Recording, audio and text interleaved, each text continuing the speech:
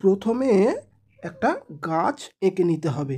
আমি যেমনভাবে গাছ আঁকছি তোমরাও ঠিক সেইভাবে গাছ একটা এঁকে নেবে। দেখো এইভাবে করে একটা গাছ সুন্দর করে তোমরাও এঁকে নেওয়ার চেষ্টা করবে। তো আমি একটা গাছ এঁকে দিলাম। এবারে পাশে একটা লাইন দিয়ে একটা ঘর এঁকে দেব। দেখো এইভাবে ঘরের চাল এঁকে দিয়ে নিচের দিকে দেয়াল এঁকে দিলাম। এখানে দরজা এঁকে দিচ্ছি। তো এইভাবে পাশে আরেকটা ঘর আমরা এঁকে দেবো লাইন টেনে, ফিরে লাইন টেনে নামিয়ে এখানে দেয়াল করে আবার এখানে একটা দরজা এঁকে দিচ্ছি।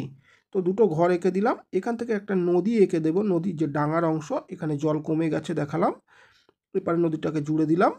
এবারে আমরা স্কেলের সাহায্য নিয়ে দূরে একটা সুন্দর করে লাইন টেনে দিচ্ছি। তো এইভাবে লাইন টেনে দেব। দেওয়ার পরে আমরা দূরে গাছপালা এঁকে দেব। এরকম তোমরা যেমন পারবে তোমাদের মতো করে গাছপালা এঁকে দেবে। এবার এখানে একটা সূর্য এঁকে দিচ্ছি। সূর্যের রশ্মিগুলোকে এইভাবে দাগ দাগ দিয়ে এঁকে দিচ্ছি। এইভাবে তোমরাও এঁকে দেবে। এবারে আমরা নদীর ঠিক মাঝখানটাতে একটা নৌকা চলছে, নৌকা আছে, একটা মাঝি বসে থাকবে। আর পালতোলা নৌকা, পাল এঁকে দিলাম, একটা মাঝি বসে চালাচ্ছে, এঁকে দিলাম। তো সহজভাবে দেখো একটা সিনারি এঁকে দিলাম। এখানে একটু ঘাস এঁকে দিলাম।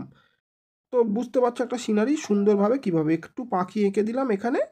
এবার আমরা রং করব হলুদ রং নিয়ে আকাশেতে সুন্দর করে পুরো আকাশটাকে সহজভাবে সুন্দর করে রং করে দিচ্ছি হলুদ রং দিয়ে।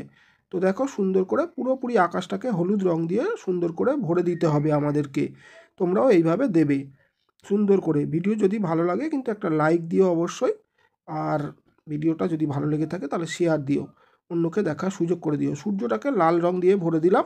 দূরের গাছপালাগুলো আমরা নদীর ওপারে যে গাছপালা রয়েছে গাঢ় সবুজ নিয়ে সুন্দর করে এগুলোকে কমপ্লিট পুরোপুরি ভরে দিতে হবে। তো আমি পুরোপুরি গাঢ় সবুজ নিয়ে এখানে দূরের গাছপালাগুলোকে ভরে দিচ্ছি। তো এইভাবে ভরে দিলাম। এবারে বড় গাছটাতে আমরা গাঢ় সবুজ নিয়েছি, নিচের দিকের অংশ কিছুটা গাঢ় সবুজ দিয়ে দিচ্ছি, বাকি উপরের দিকের অংশ আমরা হালকা সবুজ দিয়ে ভরে দিচ্ছি। এইভাবে আমি ভরে দিচ্ছি, তোমরাও এইভাবে চেষ্টা করবে ভরে দেওয়ার, তাহলে সুন্দর দেখতে লাগবে। তো দেখো দুটো সবুজ দিয়ে এবার গাছের গায়ে আমরা ব্রাউন অর্থাৎ বাদামি কালার দিয়ে গাছের গায়ে কাণ্ডটাকে ভরে দিলাম। নিচে যে জল কমে গেছে এখানে ব্রাউন দিলাম, নৌকাতেও ব্রাউন দিলাম, ঘরের দরজাগুলো ব্রাউন দিয়ে দিলাম। ঘরের চালটাতে অরেঞ্জ কালার দিচ্ছি, কমলা কালার দুটো ঘরের চালে একই দিয়ে দিলাম, টালির চাল। এবার একটু নীল রং দিয়ে আমরা ঘরের চালের কাজটাতে গাঢ় করব, নিচের দিকে হালকা করে একটু নামিয়ে দিচ্ছি। দেখো সুন্দর দেখতে লাগবে আলো ছায়া। এবার যে ঘাসটা রয়েছে এখানে আমরা গাঢ় সবুজ দিয়ে ঘাসটা করব। আর ঘাসের যে জমিটা রয়েছে দেখতে পাচ্ছ যেখানে ঘরটা রয়েছে, জমিটাতে কিন্তু আমরা হালকা সবুজ করব। তো জমিতে দেখো হালকা সবুজ এইভাবে আমি ভরে দিচ্ছি।